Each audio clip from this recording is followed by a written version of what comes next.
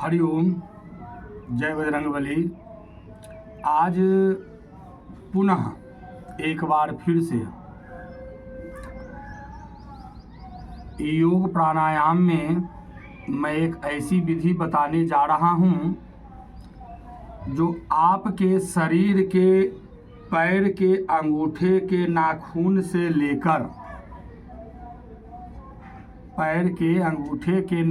से लेकर माथा के टिक्की के केस के बाल होता है वहाँ तक आपके शरीर को रिफ्रेश करेगा।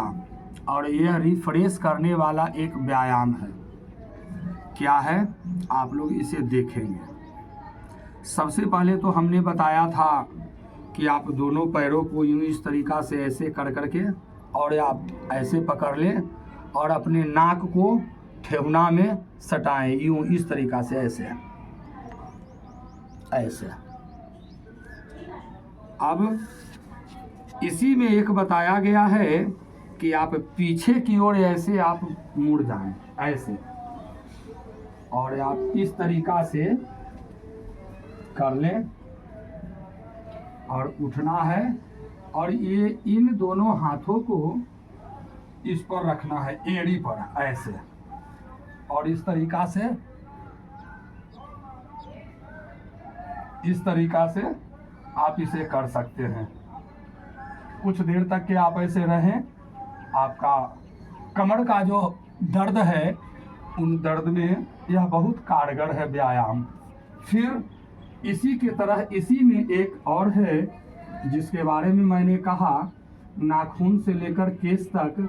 तो उसके लिए यही है कि आप यूं ही इसी मुद्रा में बैठे रहें और धीरे धीरे पीछे की ओर आप मुड़े ऐसे, और इस तरीक़ा से थोड़ी देर आप इसी आसन में, इसी मुद्रा में बैठे रहें, लेटे रहें। इससे आपके शरीर के पूरे अंग का जो नस है, वो सारा नस जो है वो खुल जाएगा। कुछ देर रहने के बाद फिर आप पुनः अपने पूर्व की मुद्रा में आ जाएं, इस तरीक़ा से।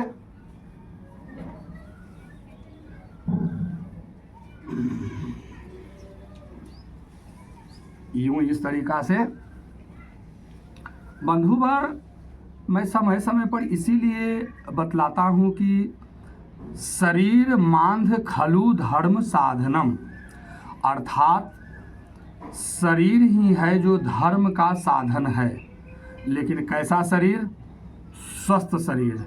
क्योंकि एक स्वस्थ शरीर में स्वस्थ मन का वास होता है, और जब मन स्वस्थ होते हैं तो परमात्मा से मिलते हैं। इसलिए मन को स्वस्थ रखने के लिए हमें अपने शरीर की स्वस्थता पर ध्यान देना नितांत आवश्यक है।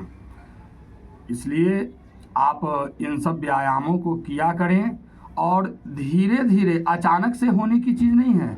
आप धीरे धीरे करें, और अभ्यास यदि आप करते हैं तो 2 से 4 दिनों में मैं दावे के साथ कहता हूं कि आपका शरीर उसी तरह का अनुकूल हो जाएगा। ठीक है, फिर मिलते हैं एक अगले अंक में। तब तक के लिए जय बजरंगबली।